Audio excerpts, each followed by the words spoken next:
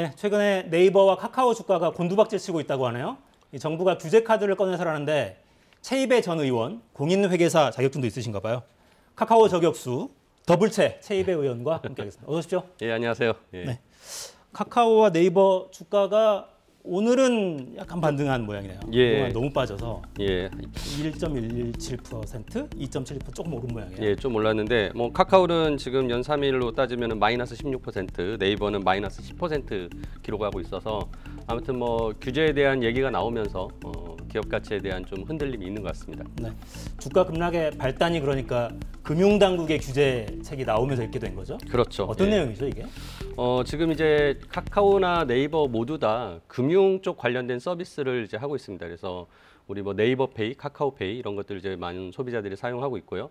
또 그 중에서 이제 그 금융 상품을 소개하는 그런 이제 서비스들을 하고 있는데 이제 금융 당국에서는 그걸 단순하게 그 금융 상품을 소개하는 광고로 보지 않고 판매를 중개하는 것으로 판단을 했습니다. 그래서 금융 당국에서 이제 금융소비자보호법이 곧 시행이 되는데 이 시행을 앞두고 카카오나 네이버가 이런 금융에 관련된 상품을 중개하려면 등록을 하고 금융 중개업자로 등록을 하고 인허가를 받아야 된다라는 것을 며칠 전에 이제 밝혔죠. 그럼 이제 어떻게 되는 거죠? 그러니까 저희가 네이버페이나 카카오페이에서 뭐 보험도 검색해보고 그렇죠. 이렇게 해서 네. 이제 가입도 할 수 있게 돼 있는데 네. 그걸 못 하게 되는 겁니까? 예, 일단은 이제 금융당국 입장은 인허가 등록 절차 밟지 않으면은 그 서비스를 하는 것은 불법이다라고 얘기를 하는 상태고요. 따라서 이제 우리가 단순하게 그냥 뭐 보험의 상품을 비교하는 정도만 한다면 광고일 수 있지만 그 펀드 같은 거는 직접 그 사이트에서 우리가 가입을 할 수 있거든요. 앱을 통해서. 근데 이렇게 가입하는 과정이 예를 들어서 은행 창구에 가서 증권회사가 만든 펀드를 가입을 할 때는 그 은행 창구 앞에서 직원에게 이 상품에 대한 설명을 자세히 듣고 그렇죠. 또 고객이 나의 재산 상태 등을 다 얘기해 주면서 이 상품이 나한테 적합한 상품인지를 확인을 하는 절차를 거칩니다.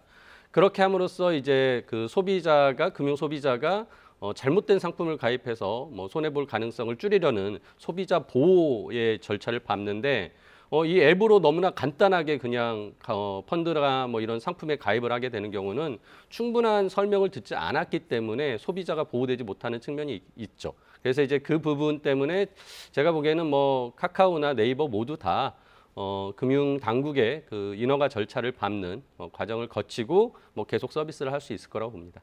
근데 이게 좀 갑작스러운 느낌은 드는 게 예. 정부에서 핀테크나 이런 거 되게 강조하면서 신산업으로 육성하겠다고 했던 게 올 상반기까지도 그랬던 것 같거든요. 맞습니다. 갑자기 왜 이런 일이 벌어지는 겁니까? 그러니까 이제 우리가 인터넷 그 은행이라고 해서 이제 카카오뱅크가 이제 만들어지고 최근에 상장까지 하지 않았습니까? 이 과정에서 뭐 금융과 이제 산업과의 분리하는 어떤 원칙도 완화해주고 대주주 자격 요건도 일정 정도 불법이 있어도 그냥 눈 감아주는 식으로 대주주로 인정을 할 정도로 이런 플랫폼 업체들이 금융에 뛰어드는 것을 권장을 했거든요. 근데 문제는 이제 이번에 그 금융소비자보호법이 작년에 올해 제정이 돼서 이제 곧 시행이 되는데 이 금융소비자보호법에 따라서 몇 가지 절차들이 더 생긴 겁니다. 그래서 따라서 당연히 기존의 금융기관들이 받고 있는 규제를 이 플랫폼 업체들도 동일한 기능을 수행한다면 동일한 규제를 받아야 된다는 원칙을 적용하겠다라는 게 이제 금융당국의 원칙입니다.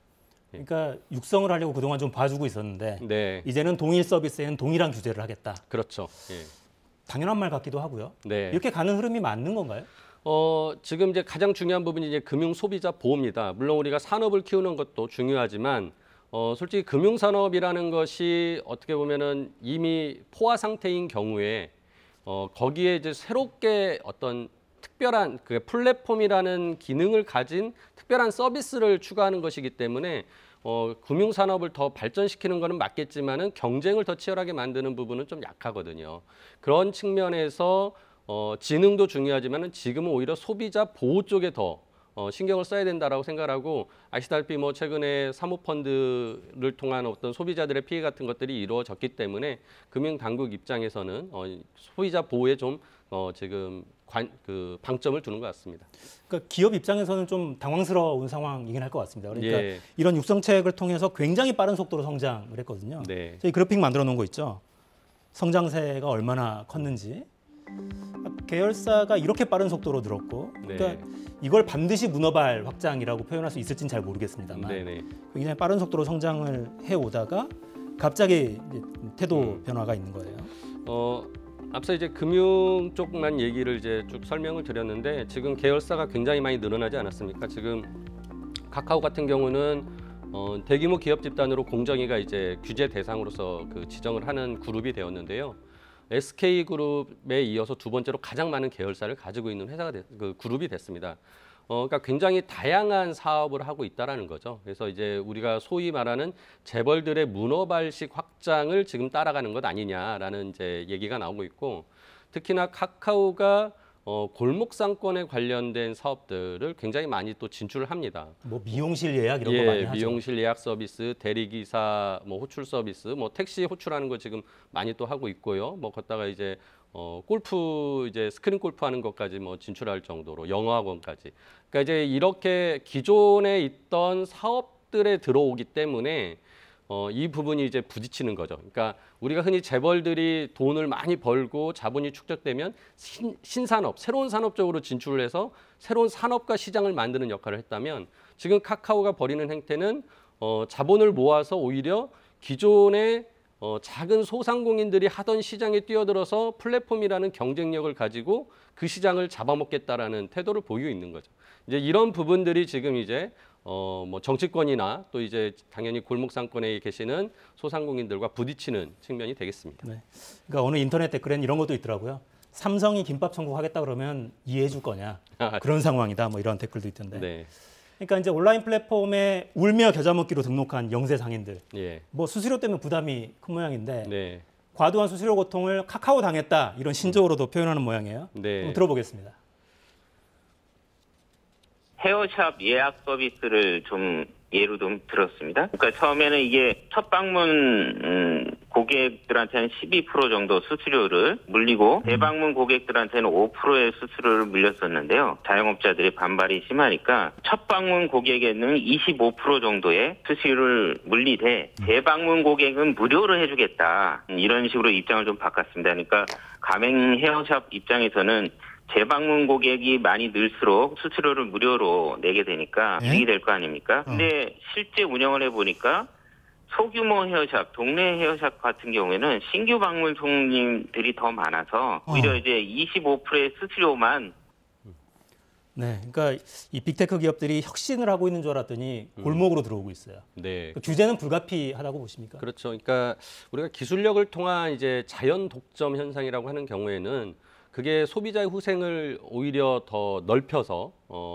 이익이 된다, 경제적으로 이익이 된다면 오히려 그거는 우리가 규제하지 않습니다. 하지만은 기술력을 통해서 자연 독점이 됐는데 그 이후에 벌이는 행태가 수수료를 올리거나 소비자의 후생을 해치는 모습을 보인다면, 그리고 또 그걸 같이 거래하는 업체의 어떤 갑질, 뭐 이렇게 수수료를 높이는 문제 등이 발생을 하면 그 이제 거래상 지위 남용이 됩니다. 그래서 현재도 물론 공정거래법에서 이런 부분들 규제를 할 수 있겠지만 플랫폼 업체에 보다 좀 걸맞는 규제 방안을 지금 논의하고 있고, 국회에서도 온라인 플랫폼법 등을 지금 논의하고 있습니다. 그래서 아마도 이제 너무 지나친 플랫폼 기업들의 독과점 그리고 또 갑질 행태가 나타난다면 뭐 강한 규제가 따라올 수밖에 없다라고 말씀드립니다. 네. 그러니까 국회 차원에서도 이제 입법, 제도 보완 이런 네. 계속 논의를 좀 해가야겠군요. 네. 이제 의원님 오랜만에 나오셨으니까 네. 정치 현안에 대한 질문도 좀 네. 드려야 될 것 같은데 그 윤석열 캠프 합류설 있었는데 그건 일단 아니었던 거죠? 예, 뭐 결론적으로? 그거는 그냥 그쪽에서 좀 언론 플레이를 했던 부분이었고, 예, 제가 아니라고 갈 생각이 없다라고 명확히 말씀드렸죠. 네. 예. 좀 전에 그 속보 때문에 그런 건 아니시죠? 네, 네, 네. 그렇습니다. 그 이제 싱크탱크에서 정책 자료집도 내신 걸로 제가 알고 있는데 예, 그러면 딱히 이제 윤석열 캠프는 아니더라도 네. 대선 국면이나 아니면 새 정부 출범하는 과정에서 예. 모종의 어떤 역할을 하실 계획은 좀 있으십니까? 가장 중요한 거는 우리가 진짜 미래를 준비하는 정책들이 나와야 되는데 아직도 과거에 대한 문제들에서 벗어나지 못하거나 또는 정쟁을 일삼으면서 굉장히 포퓰리즘적인 그런 정책들만 내세우고 있는 지금 정치권의 문제들을 보면서 저희가 좀 올바른 정책들, 미래를 준비하고 다음 세대를 준비하는 정책들을 좀 공론화하려는 작업들을 지금 준비하고 있습니다. 그래서 정책집도 내고 이런 것들이 좀 언론이나 또 대선 후보들과 토론하는 과정을 거치면서 보다 바람직한 차기 정부의 과제를 만들어내는데 좀 일조하려고 합니다. 네. 구체적으로 지금은 당적이 없으신 상태죠. 예, 그렇습니다. 어느 당을 좀 보고 계시거나 예. 특정한 캠프를 좀 지켜보고 계신 곳이 있습니까? 뭐 지금은 정책에 좀 집중을 하려고 하고요. 당연히 이제 이 중요한 대선의 어떤 시장이 판이 열렸기 때문에 굉장히 목소리를 내야 된다는 생각을 하고 있습니다. 그 부분은 좀 여러분들이 이제 어떤 정치적인 행위가 아니라 정책적인 어떤 활동으로서 지켜봐 주셨으면 좋겠습니다. 알겠습니다. 다음에도 저격수 자격으로 나오시든 정치인으로 나오시든 또 모시겠습니다. 네, 감사합니다. 네, 오늘 감사합니다. 네.